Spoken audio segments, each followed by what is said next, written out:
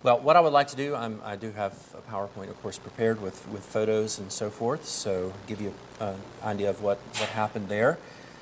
Feel free to ask questions as we go along. So even if I don't pause, if I get to a certain slide and if something comes to mind at that point, feel free. I may not even stop and ask, but just raise your hand or come out with a question. That is completely okay.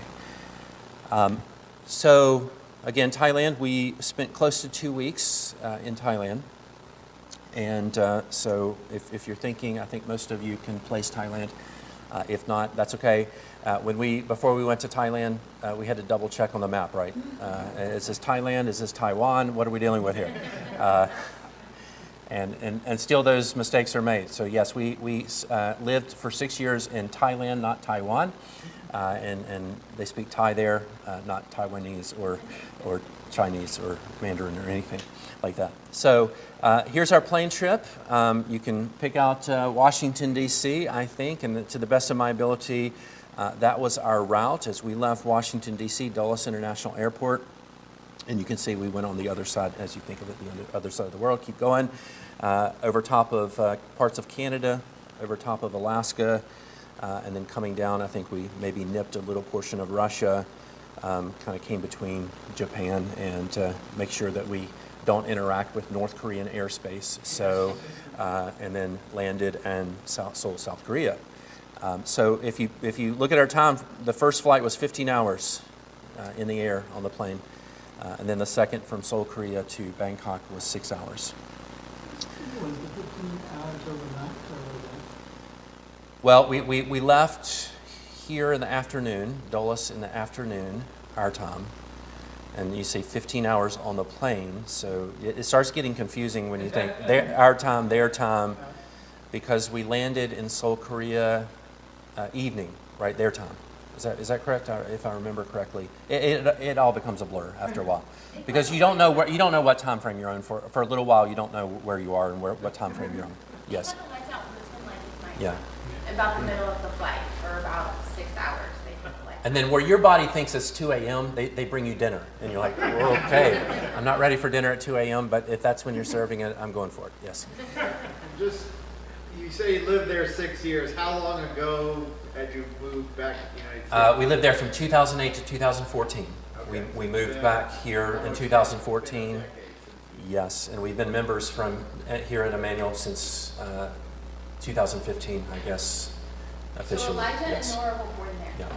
And Nora was 9 months old when we came back here. Correct. Being born there, does that give them citizenship? It does not.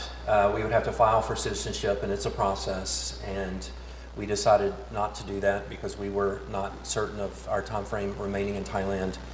And second to that was another consideration. If Elijah had Thai citizenship, he would have to serve in the military. So we just, to put him out of that even consideration, we did not seek it. Yeah. So you're mandated, Thai citizens are mandated to have a certain male Thai citizens, a certain duration.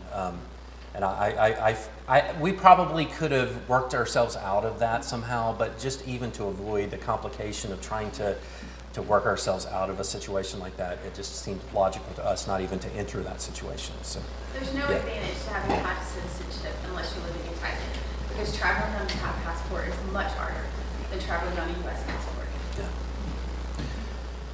So that was our trip to get there, and obviously somewhat of a reverse to get back home. Here's Thailand, and I cut off the bottommost portion of Thailand. It does have a long little neck and extension down below. But you see there's the heart, the capital, Bangkok, which is officially maybe 10 or 11 million people. Officially. Unofficially, probably more approaching 13, 14, 15 million. Nobody really knows. That's the truth of the matter. So let's just put it at somewhere between 10 and 15 million in the city center or the city area. Bangkok is it's just a sprawling, large metropolitan area. There's a lot of business happening there. It's it's a dirty city. And I mean that physically and spiritually. It is spiritually occupied by Buddhist temples, temple house, little spirit houses for each of the residents. I'll speak more of that maybe in just a moment. Spiritually as well. There's parts of Bangkok that you don't go into because as a Christian, I'll say nobody should go into them, but certainly as a Christian, you just don't associate yourself with those parts of the city just because they're notorious for certain types of sins. That's Bangkok. And then from Bangkok, we spent a few days, and then I went first to the northern part, Chiang Rai. I was going to ask you, does anybody know where Chiang Rai is? Well, there it is. The northernmost portion of Thailand, way up at the top there.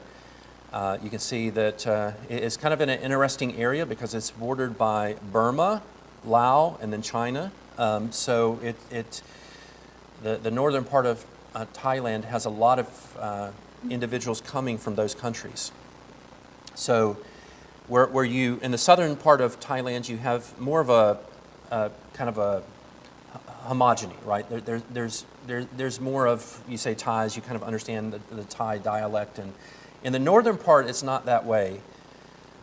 They still speak Thai, but many of the pastors that I taught were actually what's called Lahu, and they spoke Lahu. They spoke Thai as well, but they're speaking other languages. On top of that, they're speaking different dialects. And so there's a lot of influence in the northern part. Well, that's where the church, of course, that's where Matt and Danielle serve.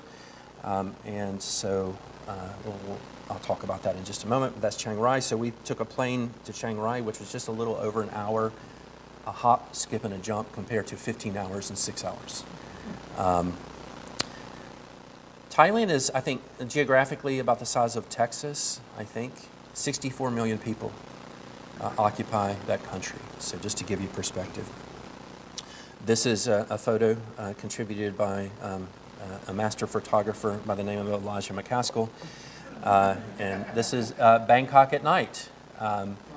And this is just one. I mean, if Elijah could have done the whole panorama view, I mean, it looks like this on every single side of the city. It's massive. It's when we first went to Thailand and Bangkok, it seemed to us to be the city that never ended. It was like the description of Nineveh in Scripture. It just seemed like it never ended. Like this city just keeps going on and on and on. Again, 10, 15 million people live there, something along those lines. Yeah.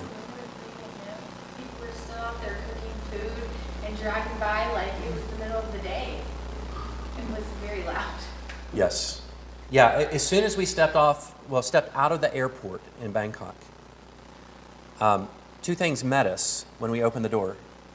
The humidity and heat hit us like a brick. And then the other thing was the smell. As soon as we smelled the air, we said, this is Thailand. Like, we haven't smelled that exact smell in over a decade, but as soon as it hit us, we're like, yes, we have officially entered Thailand. Yeah. Just for comparison's sake, New York City is about 8 million people. Yes. It's a huge city, massive. Just some signs. These also some photos. I think that Elijah took some of these, and just various. Some of these were in the north, and so we'll get to the north in just a moment. But there is Nora exercising. So we went to a park that we had gone to many times with our younger children, and they have. It basically, if you want to go, there's gyms in Thailand if you really want to join a gym. But if you want to go to the local park, they have things like this where you can just work out and right there on the spot. And so Nora was partaking of that. And banana trees are everywhere. Banana palms. So more bananas than you can ever imagine in Thailand. More mangoes than you can imagine. More coconuts than you can imagine. All of those are very plentiful in Thailand. Again, if you have any questions, you just stop me, but otherwise I'll keep moving here. Part of what we did in Bangkok, of course, is just as a family to once more remember what the Lord had done over our 6 years in that country. And it had been over a decade since we returned. So there were a lot of memories, especially for our older two, Josiah and Mariah, who spent a good portion of their childhood in Bangkok and in that area. And so for the two of them, it was really coming back to an area that memories were very vivid and active. And for Elijah as well, he was 4 when we left. He had some memories of our time there, and it was good for him. And for Nora, we left when she was 9 months old. So she really didn't remember Thailand other than what we've described in pictures and photos that we have shown her. I think especially for Nora, this was a time that she could actually see it. Like these are things that we've talked about, right? These are things that we've mentioned, and now Nora gets to experience those things. So I think it was very beneficial for the two of them. Let me just stop there. Nora and Elijah, do you want to add anything there? You don't have to. But. Everything had the same smell. Like Yeah. everywhere you went. Yes. What would you describe the smell as? It was very strong. It's like hard to describe, but I guess it comes from a lot of their cooking. So it's like a lot of spices and stuff, Yeah. and it's just all smells very strong. Taiwanese the same way. Yeah. But this is Taiwan. It's an interesting mixture of kind of a dirty city, just kind of the smell of a dirty city, mixed with the smell of Thai food. And so it's a unique smell, but as once you've got it in your brain, you know it. Like this is the smell of Thailand. Yes. When you and your family decided to do missionary work, why did you choose Thailand? Well, that is, let me kind of describe that process. So when we really felt that the Lord was leading us back to internationally, of course, both of us have backgrounds in teaching, so teaching seemed logical. Before that, 6 years before that, we were in Lisbon, Portugal for 2 years, and then we came back to the States, lived in Richmond for 6 years. And it was in Richmond that again, we really felt the Lord pressing our conscience on this issue related to international missions. As teachers, that's what we sought, a Christian school that and at this point, I was just seeking teaching, not Susan, because we had young children. She felt, as I did as well, that she wanted to stay home with the children. So I sought that. I put my application, actually resume, not application, on, there's an overseeing for Christian schools called ACSI, Association of Christian Schools International. I put my application there, and that was pretty overwhelming because as soon as I put my application there, I'm a biology teacher, I got literally people from around the world started to contact me and say, we have a biology position open, will you consider us? That was difficult. But we had thought maybe we would go back to Lisbon, Portugal, or Portugal. That's where we had spent 2 years of our life already. But it was clear to us that God was not opening that door. So at some point in our praying, we just said, Lord, wherever you want us. And just praying, evaluating the options that came before us, this school in Bangkok, Thailand, seemed to stand out. It really met what we had on our heart, our desires. Our desires were, I wanted, both of us, but particularly I wanted to teach in a location where I could actually teach nationals. Some countries, like China, had international schools, but if you go teach in China, you're only teaching internationals, people from other countries. You're not teaching local citizens. You're not teaching Chinese. I really had a desire to teach those that were living, those that were from that country. And so that's just one thing that we considered. So anyway, long story short, Bangkok, Thailand, this school in Bangkok, Thailand was, in the end, it seemed obvious to us that's where God was leading. Yeah. Thanks for the right home for some of the students and their kids now. So the students Yes. we taught. Let me focus here just on this one because there's another story coming with this one. So her name is Peach. Every Thai has a nickname. Because they're long names, and you don't want to keep saying your long name over and over. So you want to say something like Peach. Or you want to say something like, these are names, real names, like nicknames. Milk. Yeah, Milk. Boss. Yes, I had a student named Boss. That was difficult. That's what he wanted to be called, Boss. So you can imagine as a teacher looking at my student and calling him Boss. But nevertheless, that's what he wanted to be called. So we honored that. They all have nicknames because of their long first names. Well, her name was Peach. This is actually Her sister here, this is Paula. There's actually 3 sisters, Peach, Pearl, and Paula. Those are all nicknames. And we became very close to this family. I taught her biology. I coached her soccer. I coached soccer several years. And then she started to babysit our children. So I'm assuming that she babysat both Nora and Elijah. I'm sure that took place. Yeah. So she started to babysit our children. We're very close to this family. She's a Christian, strong Christian. Speed it up a little bit. When she went to university, she went to Liberty. And so we remained close in contact. When we came back home in 2014, she was still at Liberty. Well, in her time at Liberty, she met a gentleman, a Christian gentleman, which is this guy here. And his name is TK. His name is TK, I'm going to pronounce it the way I pronounce it, Kerr. Kerr. Yes, indeed. We know some of those. That's his last name, TK. And so TK and Peach, he's from the Bahamas. They got married. And so we've remained very close with them. And in fact, well, I'll come back to this photo in just a moment, but let me just continue with this story. I'll come back. In fact, when they got married here in the U.S. because they both met at Liberty University, and they asked a young little Elijah to be a part of their wedding. And so there's Elijah. And as we met them again in Thailand recently, TK said, let's do the picture over again. Let's recreate it. And there it is. Yeah, so a lot has changed, at least on Elijah's end.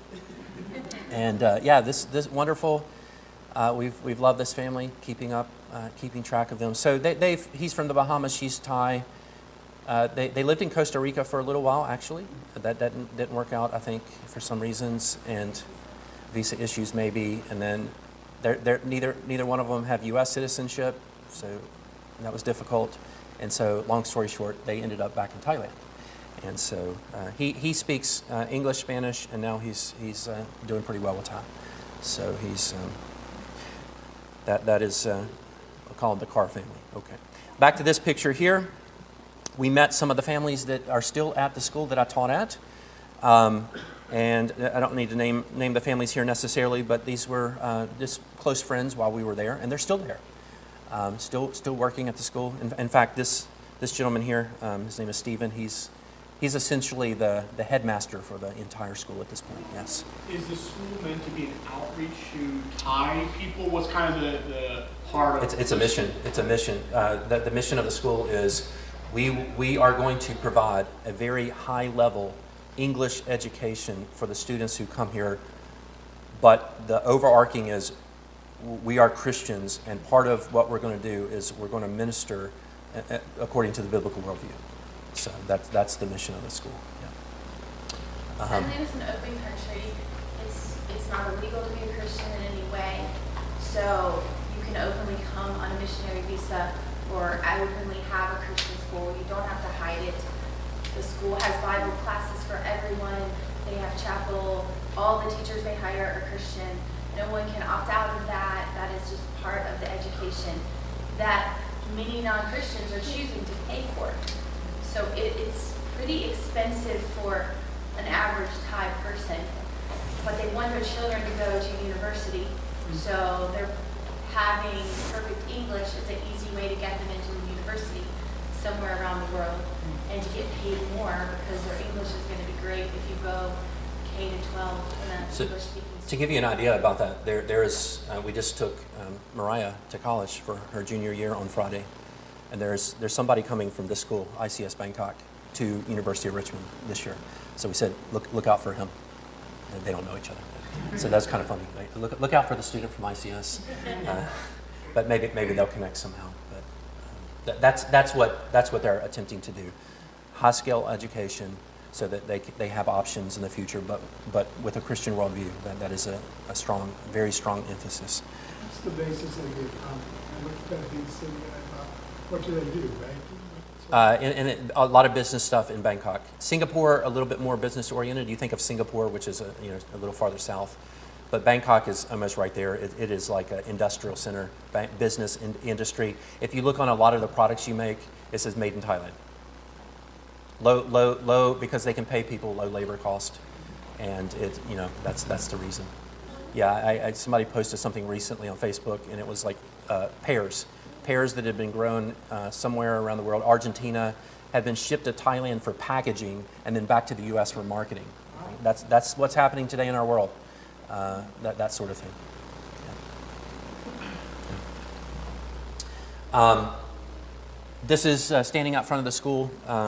The sign there. We had to get one last photo of all of us together. We had done that periodically when we were there. And so we kind of deemed this as, this will probably be the last time as an entire family that we're in Thailand. So especially for our adult children now and those coming up, if they want to ever go back to Thailand, it'll probably be on their dime, and they'll have to negotiate that. But this was kind of our last family trip together. This was the house that we lived in, and you can only see kind of the gate there. It looks very similar. I was actually in Chiang Rai at this moment that they visited the house that we lived in. We lived there for 6 years, and especially Josiah and Mariah, when they were there, Susan tells me that they just started to talk about all the memories of living in this house. And so, yeah, this was a blessing to us. Just a kind of average Thai house, but so many memories that we have here, had there. Again, there's TK, and let's just go to a typical Bangkok street scene. Again, this is what you see everywhere, this sort of thing. And if you look really close, maybe you can pick out some familiar things. Look really close there, you see the 7-Eleven sign. There's 7-Elevens everywhere. In fact, I looked it up one time. The two countries with the most 7-Elevens, number 1, Japan, number 2, Thailand. On the same street, you may have 3 or 4 7-Elevens. I'm not joking. This is they're everywhere, and that Thai's like that because they walk out of their apartment or home and they have convenience right below them, and so that's it. 7-Eleven and other little stores like this have really hit it big in Asia. The 7-Elevens there in Taiwan, they're like really nice. They are. They're nice there. They're very nice. Yeah, we think sometimes 7-Eleven here, I don't want to downplay 7-Elevens here. I'm just saying, we're not thinking of them as the nicest convenience store on the block, right? They're pretty nice. And they have a lot of things that you would need for not just food items, but a lot of different things. And Elijah enjoyed this as we went because this was actually, we lived kind of, we stayed in a little building. This is the street that we stayed on while we were there. And Elijah loved to go out and just walk the streets and buy fruit and buy, there's a little pork on a stick that's called mu ping. We'd get that for breakfast in the morning.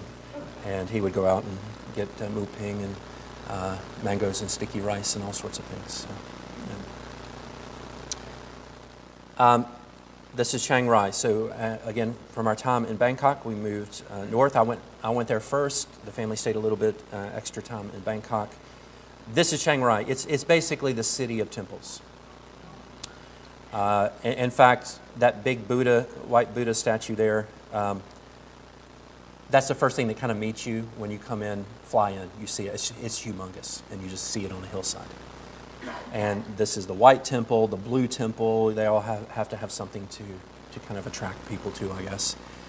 This is it. Acts 17 just comes to mind where I opened the scriptures here to Acts 17. But you can remember Paul there in Athens, right? And just all of the imagery there just provoked Paul. It just provoked him.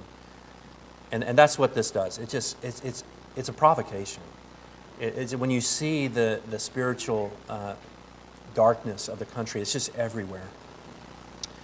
It's in a sense very hard to deal with because around every corner, around every turn, you're just reminded that the people are ruled by spirits and demons and all of that because it's just so open, it's just so plain, it's just so obvious.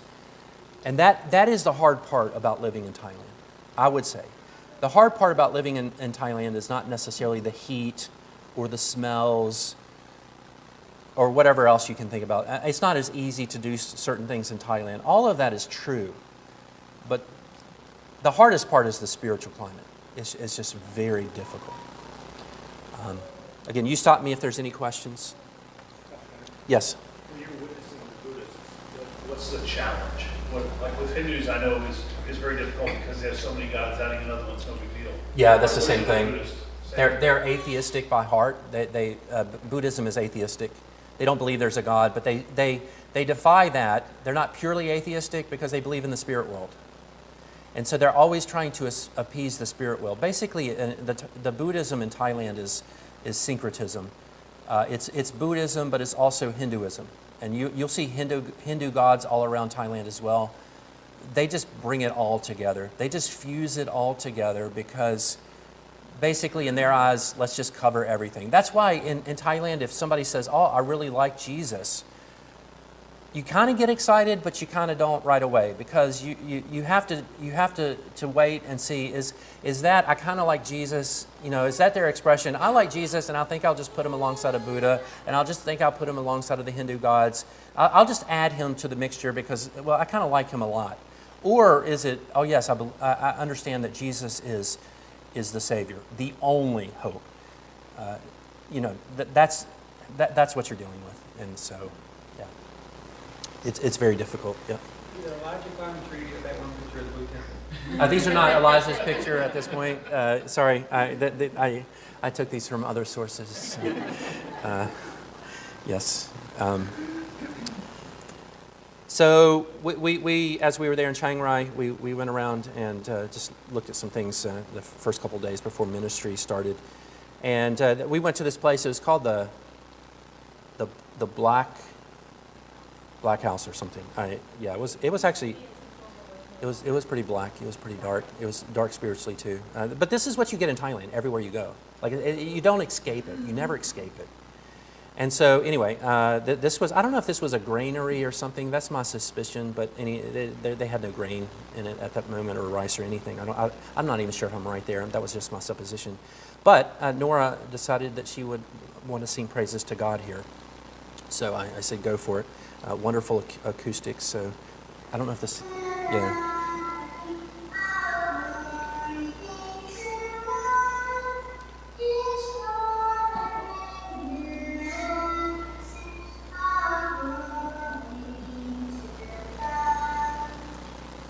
And so we need a lot more of that happening in Thailand, praising our Lord and Savior. What was the building? I'm sorry. Did they do that? I don't know if it was a granary. Like they stored. It seemed like they stored, but it had like the dome top, and it was one. They cleared it out. Obviously, there's nothing hardly in there now, and it had wonderful acoustics. But that's my suspicion. I may be terribly off there. Lord's Day, August 3rd, and so I was actually in Chiang Rai at this moment. The family was still in Bangkok. So I had the privilege of essentially preaching the charge to the pastors, and so that's the photo there. This is the outside of the church. Just looks like a normal storefront, and that's where they meet. A small little facility, but it certainly meets their needs. And so this hymnal, Matt had contacted us several months back and said, we need to purchase new hymnals. If we purchase them and send them to your address, can you bring them over so that we don't have to pay shipping? And so we said, we're happy to do that. So we took 20 hymnals over with us so that they could avoid all of that. And thankfully, nobody in customs or anything said, why do you have 20 of the same book here? We spread them out in our bags so they would not just be 20 in one bag. But yeah, we delivered those to help in that area. This was the Constitution Sunday. This is Constitution Sunday, yes. The church this very day. So two pastors came, Pastor Lindu, I forget exactly how you pronounce his last name. I'm not going to even try to pronounce his last name. He came from South Africa because Brother Nico, which I'll talk more about in just a second, he's from South Africa. He and Matt are colleagues together. And so he came from South Africa, and he did the charge to the church, and I did the charge to the pastors. And so that was a wonderful, joyous time. If you really want to hear that charge, I did upload it to sermon audio, so if you want to search, you can hear that. Not necessary to do that, but you can hear that if you desire. Pastoral vows up top here for the two elders, and then below, these are the members at the point of constitution. There's actually two others that will join the church. They may be joining the church actually today, which has already happened, of course, their time, or it'll be soon. So these families, this is Nico and his wife, Roxanne, Matt and Danielle, of course, here. She is Thai, and I'm forgetting her name at the moment. And he's actually, they got married, he's actually Burmese, but he spent some time in New Zealand. So his English is really good. This is a English-speaking, what was constituted as an English-speaking church, international church, with the desires of, they're already doing a Thai Bible study, but with the desires of this will lead into, of course, a Thai language church as well. These two, he works for ABWE, which is a mission organization, I can't remember their whole story, but I think at some point maybe Liberty University connects in there somehow. But I don't want to speak too much because I don't remember the exact connection. So that's kind of the bulk of the Constitution. I mean, for those members now, other than there's two more that will join them. So it was a wonderful time. Just a blessing. I have to be honest here, blessing just to see another church by the Lord's hand being constituted. As far as I know, this is the first Reformed Baptist, when I say Reformed Baptist, I mean 1689 confessing church in Thailand. As far as I know, it is. He mentioned there was another church in Chiang Mai that is going through the confession, and maybe their desires in the future it would be to adopt the 1689, but as far as I know, this is the first. First Lord's Supper as well, which was just an incredible blessing for all. And so there's Matt conducting the Lord's Supper. After the service, there was a gift given to them. There's the three of us. So Nico, so you recognize Matt, I think, and then myself in the middle, of course. And that's Nico. Nico is South African. His wife, Roxanne, is American. Interesting story. We sitting down at the table when I first arrived there. I was listening to Nico and Roxanne's story. How they met and so forth, and they met in South Africa because his wife came from the United States as a missionary through the International Mission Board in South Africa.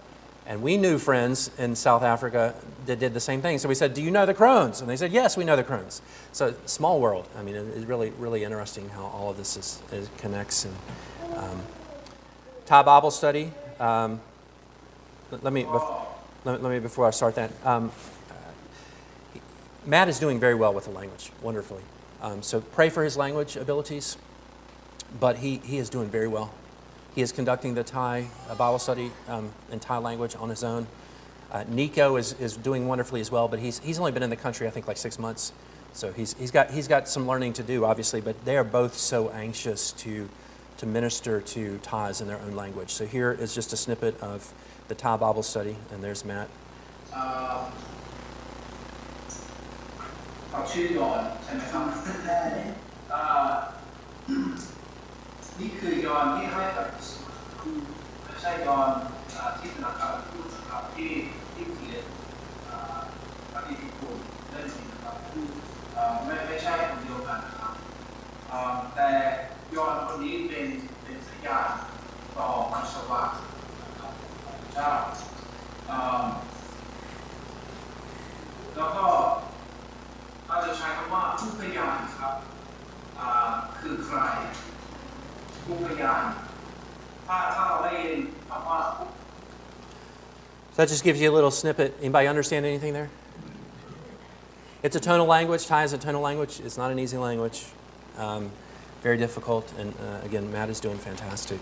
Is there a Thai translation of the Bible? Yes. Yeah, actually we have Baptist heritage.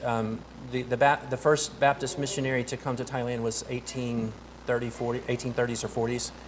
And his initial work right away after he learned the language was to translate the New Testament. And so The New Testament has been there for many, many years, and then after that, sometime the Old Testament. So yes, Thais have had a Bible for over 100 years now, or more. So How long has the country been there? 10, 1100s.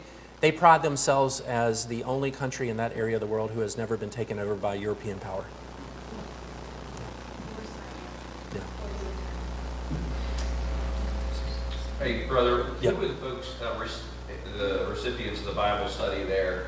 Because I didn't see them So there are these two here. Well, one of them. This young lady, she was there. Okay. And she is Thai. She's a strong Christian. Her husband was not there. He's Burmese at that moment. There was another gentleman who's also Thai, and he came. He was a friend of theirs. So he was there to learn. And at other times, they've had more. The two Thai Bible studies that I was at there only had two that were there, but they've had many more in the past. So pray for that ministry. So the membership of the church that she joined as well? Yes, they both joined. They both joined her? Yes, yep.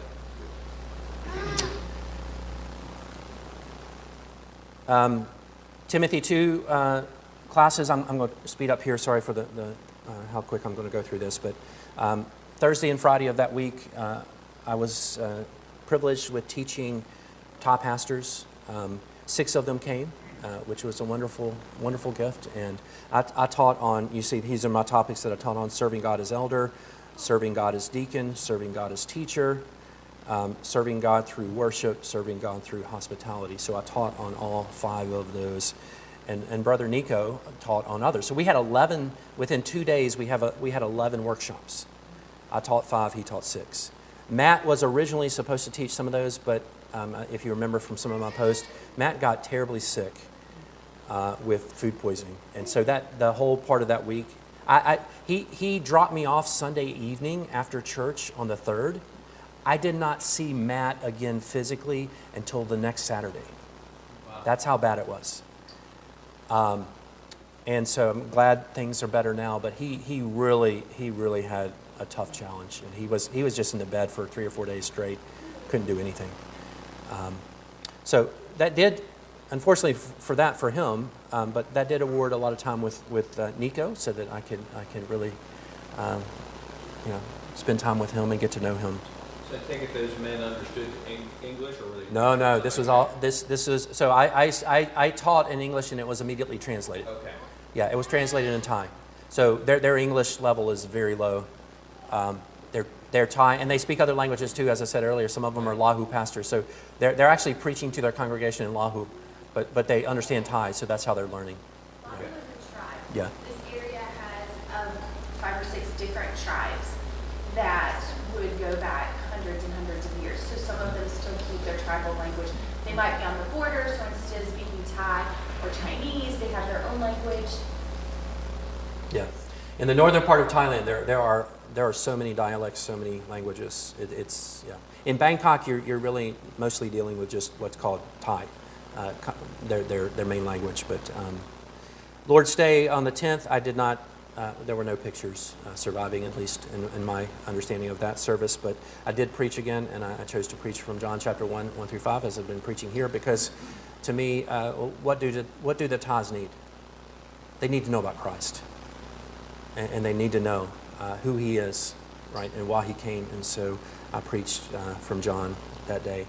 The last day of my time there, my family had just arrived here in the States, and I preached again for the Lord's Day. That Sunday evening, on the way home from church, Matt's car broke down. Same problems, no matter where you live around the world, right? Same issues.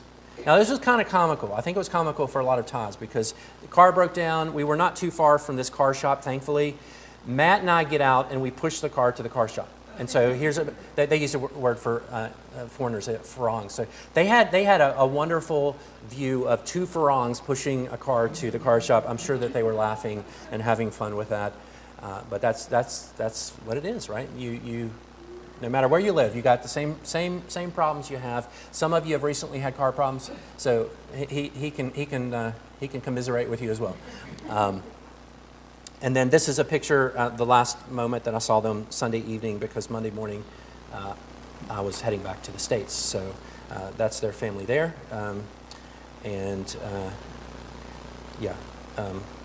Okay. Let me move. Just one last photo here. This is the staff at the hotel. And what do you do when you're at a hotel for about a week? The Lord has put you there through providence. You minister to people. That's what you do.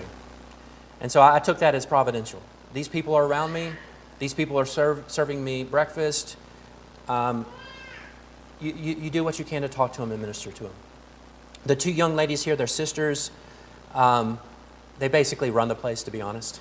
Their parents own it, I think, but they run the place. And their English is actually pretty good.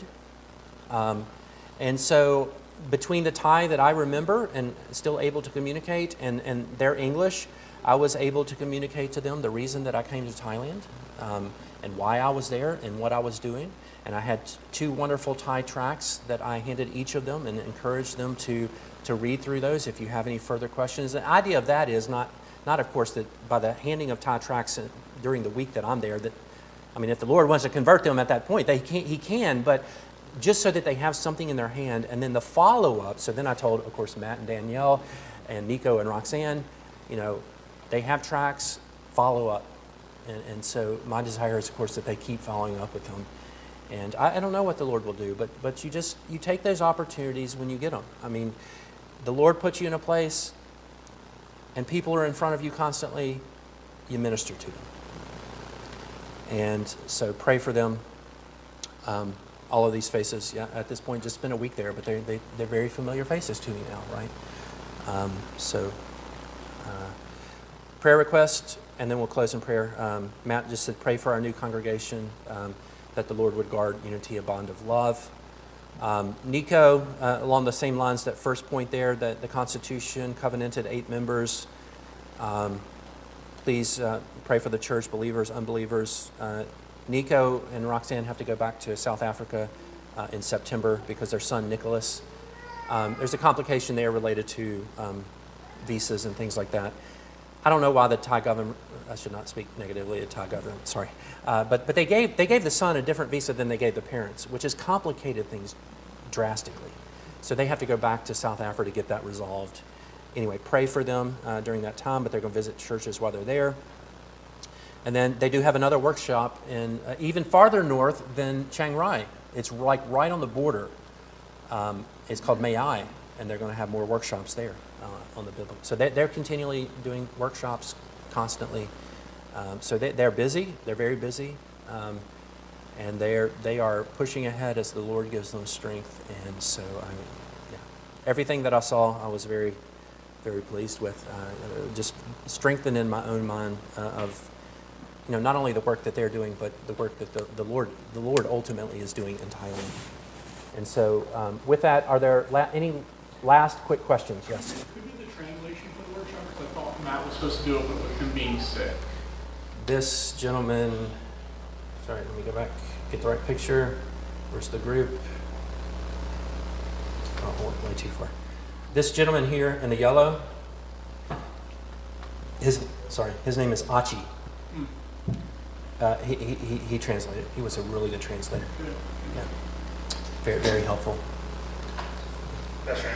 Yes. Who were these pastors? If theirs is the only 1689 church, what do they represent? They are pastoring churches. We say broadly evangelical. So they're not. These pastors are not Reformed Baptist pastors. But the idea of Timothy 2 is, right, strengthening. Timothy 2, you are strengthening the pastors that are amongst you. So for Matt and Danielle and Nico and Roxanne, Matt and Nico, they are adamant about, the Thai pastors in their area, whoever they are, we are going to strengthen them scripturally. Now, in the future, if that means that they latch on to the 1689 and they want to become, then that's wonderful, but that's not necessarily the ultimate goal. The proximal goal is we're strengthening the pastors here because they need strengthening. They need support and they need help.